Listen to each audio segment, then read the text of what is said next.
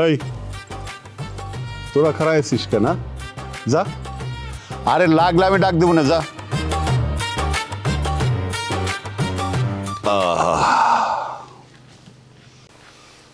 Chairman সাহেব, কেমন লাগতেছে মাসাজ? আরে কেমন লাগতেছে মানে, আমার তো মনে হইতেছে আমি আকাশ দিয়ে উঠতেছি।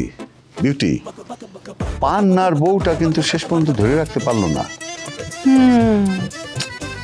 আসলেই কত ভালো পোলাটা, অথচ বিয়া করে বউটা টিকাইতে পারলো না।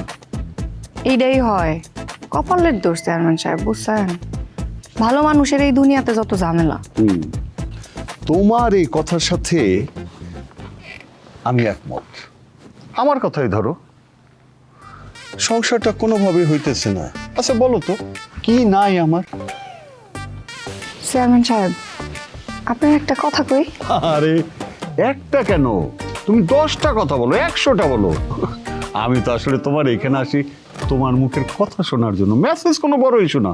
বলো কি বলতেছো, বলো। আচ্ছা, ওই যে আপনি বাড়ির পিছনে যে পুকুরটা আপনি খাইতেছেন, ওই পুকুরটা তো আসলে আমাগো। তোমাকে ছিল, শুধু পুকুর না, পুকুরের সাথে যে বাগানটা, বাগানের কিছু জমিও তোমাদের নামে ছিল। কিন্তু ফরিদ চাচা মানে তোমার আব্বা মারা যাওয়ার আগে সবকিছু আমার কাছে বেঁচে দিছে। আমি কিন্তু তারে বারবার নিষেধ করছি, কাকতি মিনতি করছি যে চাচা বেচেন না, শুনলো না আমার কথা। আচ্ছা বেটি, ওই যে জমি বেচার সব টাকা ফরিদ চাচা মারা যাওয়ার আগে তো সব তোমার নামে দিয়ে গেছে, তাই না?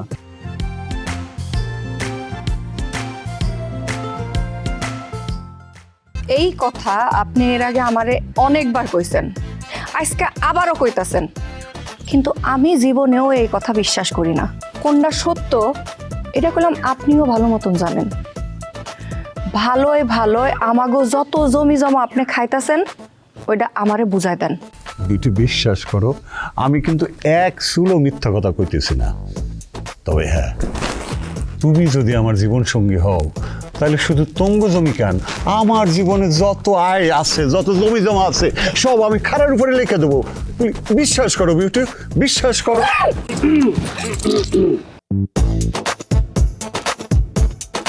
মালটারে কোথায় যেন দেখছি।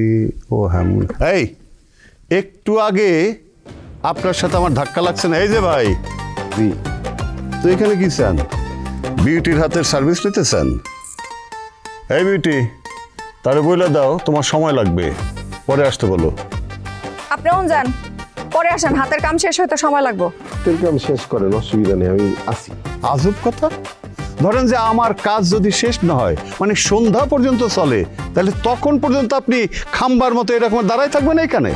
নিয়ত করে আসছি যখন, কি আর করার, খাড়ায় থাকুক। বিউটি, তোমার কাস্টমার দেখছি তো পুরো নাচের বান্দা। এক কাম করো, আমি ওইখানে যেয়ে বসি, তারে ফাঁকে সার্ভিসটা দাও, তারপর আমি নিরিবিলি বসবো। না না চেয়ারম্যান সাহেব, আপনি বসেন তো।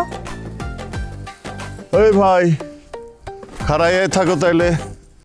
বিউটি, আজকে তোমার ড্রেসটা কিন্তু জোশ। তবে হ্যাঁ, তুমি যখন শাড়ি পরো না, তখন তোমারে কিন্তু অন্য রকম লাগে, মানে একদম বউ বউ, নতুন বউয়ের মতো লাগে। এই সমস্যা কি? না, গলা একটু খুশখুশি কাশি হয়েছে তো।